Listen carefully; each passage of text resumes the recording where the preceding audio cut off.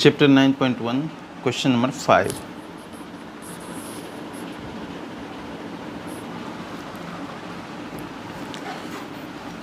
देखिए, कहता है क्वेश्चन नंबर 5, भूमि से 60 मीटर की ऊंचाई पर एक पतंग उड़ रही है। पतंग में लगी डोर को अस्थायी रूप से भूमि के एक बिंदु से बांध दिया गया है। भूमि के साथ डोरी का झुकाव 60 डिग्री है। यह मानकर कि डोरी में कोई ढील नहीं है, डोरी की लंबाई ज्ञात कीजिए। मतलब भूमि से जो है 60 मीटर की ऊंचाई पर, देखिए जैसे ये भूमि है, इससे 60 मीटर की ऊंचाई पर एक पतंग उड़ रही है। यहाँ पे बिंदु ए पे 60 मीटर की ऊंचाई पर। उसके बाद कहता है 60 मीटर की ऊंचाई पर एक पतंग उड़ रही है। पतंग में लगी डोर को अस्थायी रूप से भूमि के एक बिंदु से बांध दिया गया है। पतंग में जो डोर हुआ रहता है उसको भूमि के एक बिंदु से बांध दिया गया है, ये बांध दिया गया है। यह मानकर कि डोरी में कोई ढील नहीं है। भूमि के साथ डोरी का झुकाव 60 डिग्री है। डोरी का झुकाव कितना है? 60 डिग्री है। कहता है डोरी की लंबाई ज्ञात कीजिए। डोरी की लंबाई यानी कि हमको यहाँ से यहाँ तक की लंबाई ज्ञात करना है। हम इसको सी कर देते हैं, यहाँ बी कर देते हैं, यहाँ 90 डिग्री। यानी कि हमको डोरी का लंबाई यानी कि ए सी ज्ञात करना है, ए सी फाइंड करना है। तो चलिए भाषा लिखेंगे। माना कि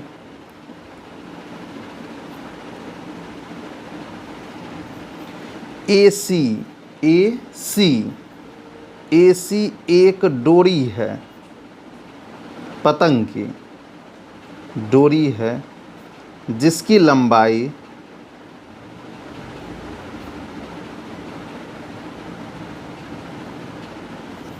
मान लेते हैं कुछ भी x मीटर, जिसकी लंबाई x मीटर है। चलिए अब देखिए, अब इसको लंब थीटा के सामने, इसको लंब कहते हैं, इसको कर्ण कहते हैं। लंब दिया हुआ है, कर्ण निकालना है। तो जब लंब और कर्ण का संबंध जो होता है, जब लंब दिया हो कर्ण निकालना हो तो लंब और कर्ण का संबंध लगाते हैं। और लंब और कर्ण का संबंध साइन थीटा से होता है। तो साइन थीटा का यूज़ कर सकते हैं या कोसेक थीटा का यूज़ करते सकते हैं। लिखेंगे त्रिभुज ए बी सी में, त्रिभुज ए बी सी में देखिए अब तो साइन थीटा का यूज़ कर सकते हैं या कोसेक थीटा का। तो साइन थीटा का वैल्यू 60 डिग्री, साइन 60 बराबर लंब का वैल्यू कितना? ए बी या 60 और कर्ण का वैल्यू x। अब देखिए साइन 60 का मान कितना होता है? √3/2 बराबर 60/x। क्रॉस मल्टीप्लिकेशन कर लेंगे तो √3x बराबर 60 दूनी 120। अब x का वैल्यू निकालेंगे तो 120, ये √3 गुना में इधर आएगा तो भाग में। अब देखिए नीचे में रूट वाला चिन्ह नहीं आना चाहिए। जब भी आ जाता है तो हम क्या करते हैं? हर का परमयकरण करते हैं। तो यहाँ भी हर का परमयकरण कर देंगे, यानी कि √3 से ऊपर भी गुना कर देंगे और √3 से नीचे भी गुना कर देंगे। तो 120 को √3 से गुना करते हैं तो आ जाएगा 120 √3 अब नीचे में 3 3 9, लेकिन 9 का वर्गमूल कितना होता है? 3। तो 3 से ये कट जाएगा 40 बार में। तो x का मान कितना निकल गया? 40 √3, यानी कि डोरी की लंबाई कितना आ गई? 40 √3 सेंटीमीटर या मीटर, यही आंसर। चलिए अब क्वेश्चन नंबर 6 देखते हैं।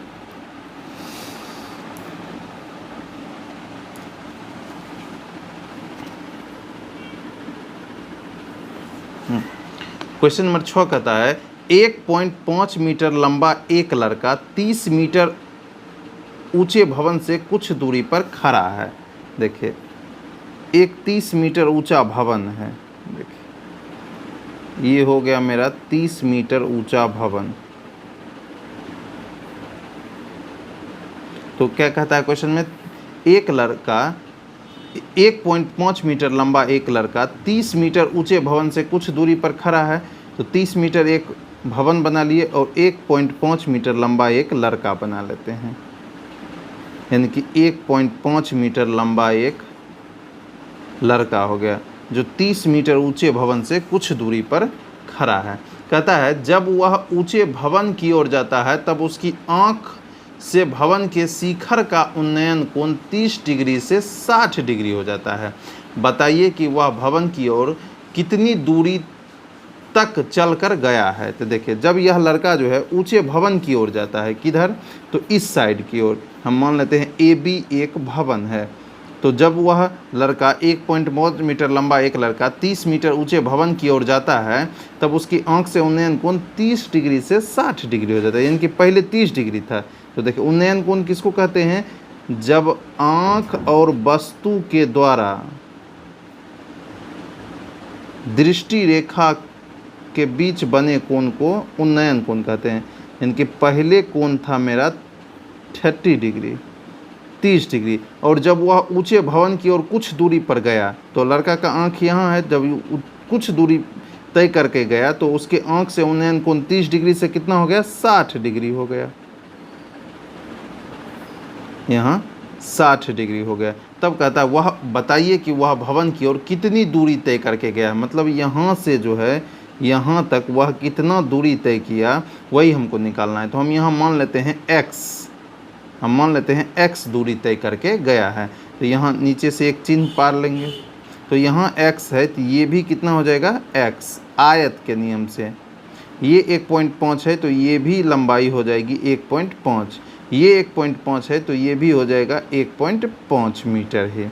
अब देखिए, और ये दूरी हमको नहीं पता है, ये इस दूरी को हम मान लेते हैं y, तो नीचे वाला भी आयत के नियम से ये भी y हो जाएगा। आयत में क्या होती है, आमने सामने की भुजा बराबर होती है। इसको x मान लिए तो ये भी x हो गया, इसको y मान लिए तो ये भी y, ये 1.5 तो ये भी 1.5, ये भी 1.5। तो हमको x दूरी फाइंड करना है, मतलब लड़का कितना दूरी तय करके भवन की ओर गया है। तो x दूरी तय किया है तो यही x का मान निकालना है। चलिए, तो ए बी एक भवन था, अब जो बच गया उसका भी नामांकन हम कर लेते हैं। तो A B C D E F. चलिए अब भाषा लिखते हैं। मान लिया कि या माना कि ए बी एक 30 मीटर ऊंचा भवन है,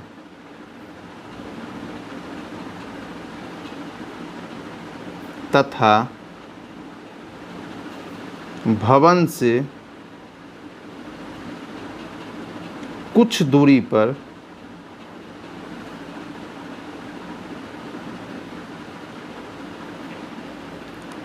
सी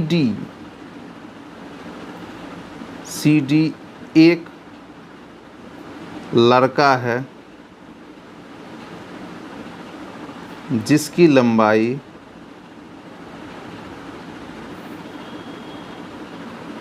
x मीटर है,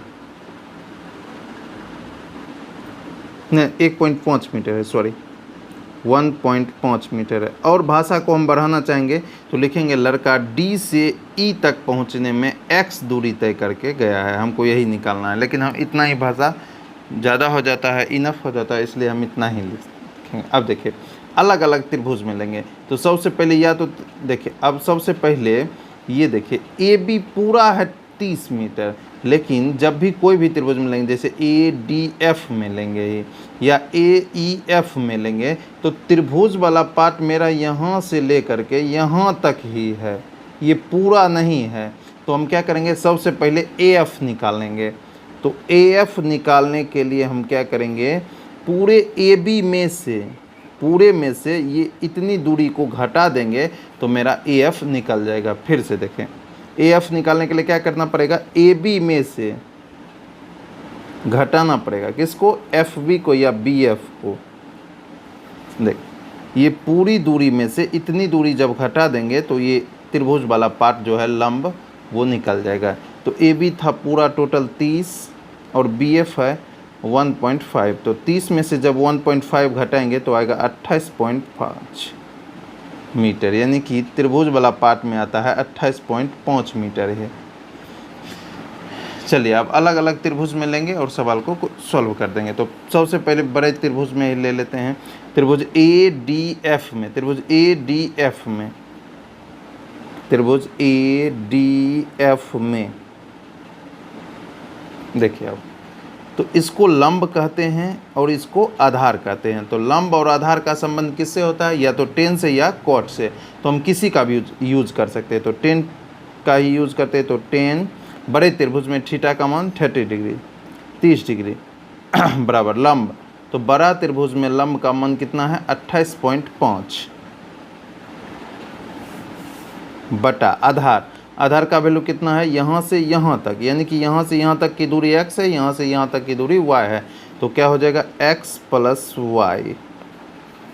अब देखिए tan 30 का मान कितना होता है? 1/√3 बराबर 28.5 बाय x प्लस वाई। अब क्रॉस मल्टीप्लिकेशन कर लेंगे तो x प्लस वाई बराबर क्या आ जाएगा? 28.5√3। इसको समीकरण 1 मान लेंगे हम। अब देखिए, अब फिर छोटा वाला त्रिभुज जो बचा हुआ है उसमें ले लेते हैं। तो छोटा वाला त्रिभुज का नाम क्या है? ए एफ ई या ए ई एफ में, ए एफ ई या ए ई एफ में। तो किसी का भी ले सकते हैं। तो त्रिभुज ए ई एफ में, अब देखिए यहाँ थीटा कितना है? 60। अब इसको लंब कहते हैं, इसको आधार कहते हैं। तो लंब और आधार का संबंध किससे होता है? टेन से। तो टेन थीटा का वैल्यू कितना है? 60 डिग्री बराबर लंब। लंब का वैल्यू वही 28.5 और आधार का वैल्यू कितना है? y। अब देखिए टेन 60 का मान कितना होता है? √3 बराबर 28.5 अपॉन y। तो अब क्रॉस मल्टीप्लिकेशन कर लेंगे, तिरछा गुणक, तो आ जाएगा मेरा √3y बराबर 28.5। यहाँ से y का वैल्यू जब निकालेंगे तो आ जाएगा 28.5 रूट देखिए 3 गुना में इधर आएगा तो भाग में। ठीक है। अब अगर y का मान हम समीकरण 1 में रख देंगे तो x का मान निकल जाएगा। और हमको x दूरी ही बताना था। जो लड़का जो है भवन से जब उसके आँख का उन्नयन कोण 30 डिग्री से 60 डिग्री हुआ था तो वह कितनी दूरी तय करके गया था? तो x दूरी तय करके गया था। तो हमको x का ही वैल्यू निकालना है। तो y का मान किस में रखना पड़ेगा? समीकरण 1 में। तो यहाँ लिख देंगे y का मान समीकरण 1 में रखने पर, देखिए अब तो x प्लस वाई बराबर है 28.5√3। तो देखिए x प्लस y का मान कितना है? 28.5 बाय √3, उधर है 28.5√3। अब देखिए ये 28.5 बाई √3 यहाँ प्लस में है, उधर जाएगा तो माइनस, यानी कि x का जब वैल्यू निकालेंगे तो 28.5√3, ये प्लस इधर आएगा तो माइनस 28.5 अपॉन √3, नीचे में कुछ नहीं तो 1। अब एलसीएम ले लेंगे तो 1 और √3 का एलसीएम कितना निकलेगा? √3 निकलेगा। अब देखिए 1 से अगर √3 को हम डिवाइड करते हैं तो √3 आएगा, और √3 को 28.5 इंटू √3 से गुना करेंगे तो क्या आ जाएगा? 28.5, और √3 को √3 से गुना करने पर कितना आ जाता है? 3। बीच में देखिए यहाँ पे माइनस है तो यहाँ पर भी हम माइनस दे देंगे। फिर देखिए अब यहाँ पे है √3, वहाँ पे भी है √3, तो √3 को √3 से जब डिवाइड करेंगे तो आता है मेरा 1, और 1 को जब 28.5 से गुना करेंगे तो आएगा 28.5 ही। अब देखिए यहाँ पे 28.5 को या तो 3 से गुना कर सकते हैं या 28.5 कॉमन ही निकाल लेंगे। तो 28.5 जब कॉमन निकालेंगे तो यहाँ आएगा 3, बीच में माइनस है तो माइनस, यहाँ 28.5 कॉमन निकाली है तो बचा 1 अपॉन √3। अब देखिए 28.5 3 में से घटेगा कितना बचता है? 2 बाय √3। अब देखिए फिर नीचे में रूट वाला चिन्ह नहीं आना चाहिए, जब भी आ जाता है तो क्या कर देते हैं हम? हर का परमयकरण, रेशनलाइजेशन √3। अब देखिए 28.5 को 2 से गुना कर देते हैं, 5 10 4 57.0 आएगा, पॉइंट के बाद 0 का वैल्यू नहीं होता है, यानी कि 57 हो गया। और √3/√3। चलिए अब 57 को √3 से गुना करेंगे, आएगा 57√3। और देखिए अब √3 को √3 से गुना करेंगे तो आता है 3 से काट देंगे 19 बार में कट जाएगा। तो x बराबर कितना आ गया मेरा 19√3, यानी कि लड़का जो है 19√3 मीटर चल करके भवन की ओर गया है। क्वेश्चन नंबर 7,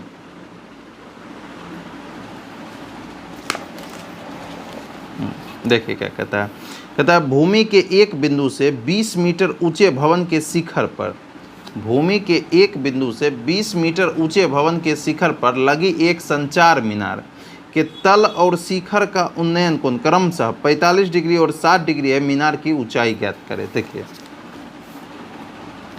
भूमि के एक बिंदु से 20 मीटर ऊंचा भवन है, देखिए ये हो गया मेरा 20 मीटर ऊंचा भवन। अब देखिए क्या कहता था, 20 मीटर ऊंचे भवन के शिखर पर लगी एक संचार मीनार, यानी कि ये 20 मीटर ऊंचा भवन जो है इसके ऊपर एक संचार मीनार लगाना है। तो ये हमने संचार मीनार लगा दिया। तो 20 मीटर ऊंचे भवन के शिखर पर लगी एक संचार मीनार के तल और शिखर का उन्नयन कोण।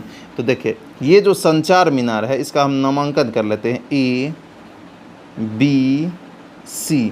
तो AB जो संचार मीनार है, तो संचार मीनार का A हो गया शिखर और B हो गया मेरा तल।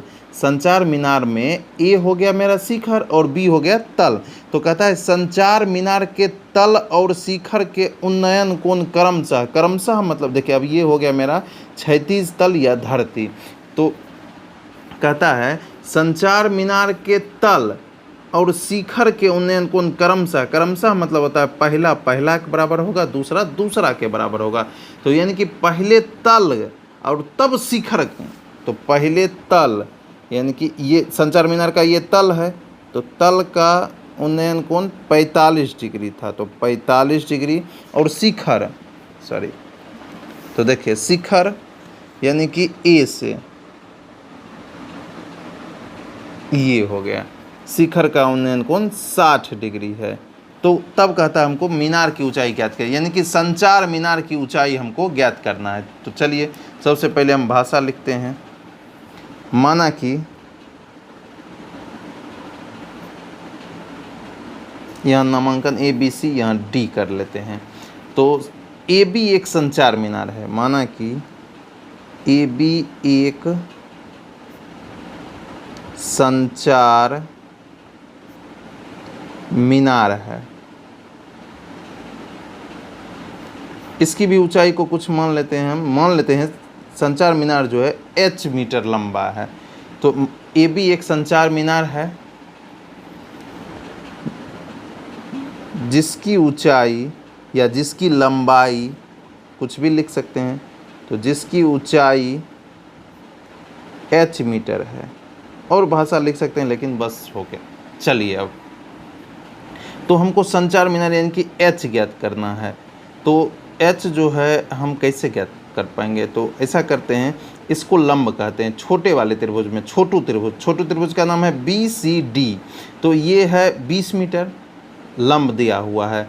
देखिए हम कर्ण भी फाइंड कर सकते हैं और आधार भी फाइंड कर सकते हैं। तो कर्ण फाइंड करके BD फाइंड करके इस त्रिभुज में, छोटू वाले त्रिभुज में, इस त्रिभुज में जिसका नाम BCD है उसमें कर्ण फाइंड करके हम कुछ भी नहीं कर सकते हैं। देखिए ये फाइंड हो जाएगा, ये अगर BD हम निकाल लेते हैं तो क्या होगा, कुछ नहीं होगा।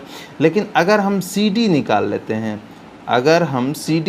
हैं, तो फिर बड़े त्रिभुज में जब लेंगे, बड़े त्रिभुज में, तो बड़े त्रिभुज में भी CD कॉमन है और छोटे त्रिभुज में भी CD कॉमन है, तो जिसकी सहायता से हमें मीनार की ऊंचाई ज्ञात कर लेंगे।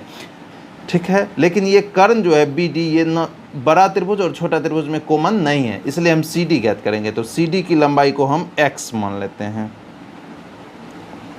चलिए तो सबसे पहले छोटे वाले त्रिभुज में ही ले लेते हैं।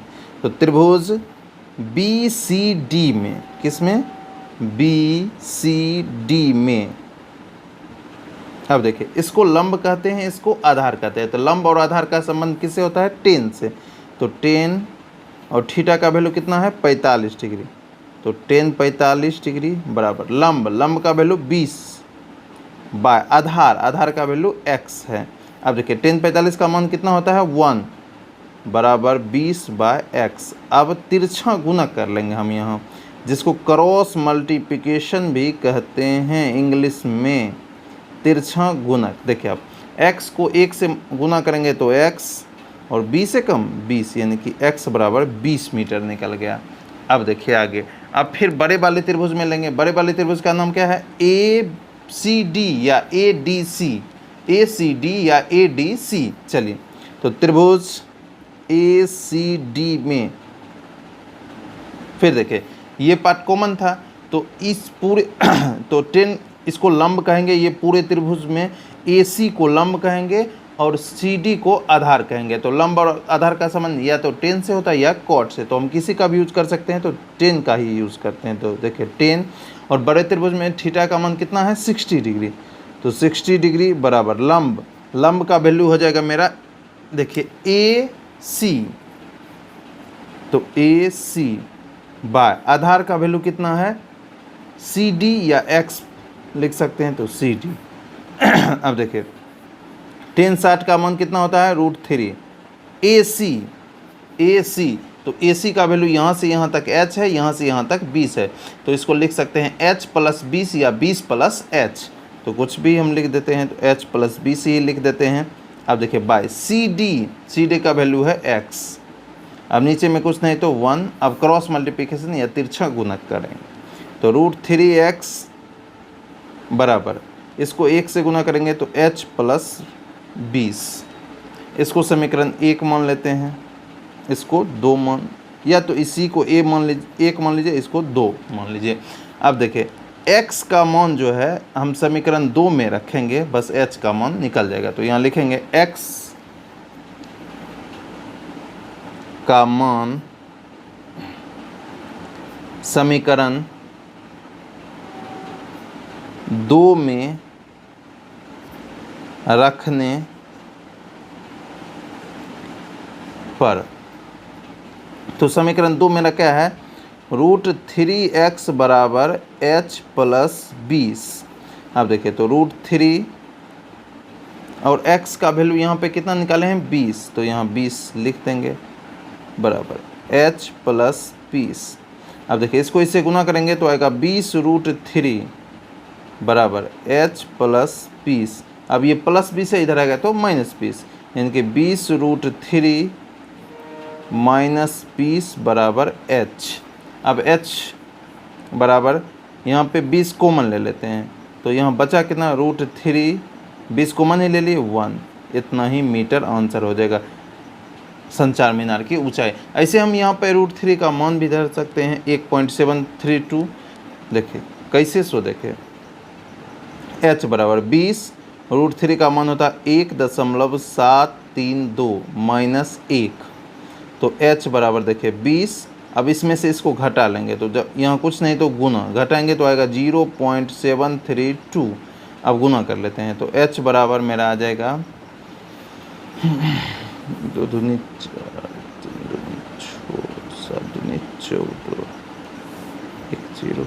अब देखिए तो जब 20 को 0.732 से गुना कर दिए तो आ गया 14,640। यहाँ 3 अंक के बाद दशमलव था, यहाँ भी 3 अंक के बाद बैठा देंगे, तो यानी कि दशमलव के बाद 0 का वैल्यू नहीं होता है। तो h बराबर कितना गया? 14.64 मीटर। यही हो जाएगा संचार मीनार की ऊंचाई। हम यहाँ भी छोड़ सकते हैं और यही आंसर में भी है, और जब ये ऑप्शन में रहेगा तो √3 का मान हम दे देंगे और निकाल लेंगे वैल्यू।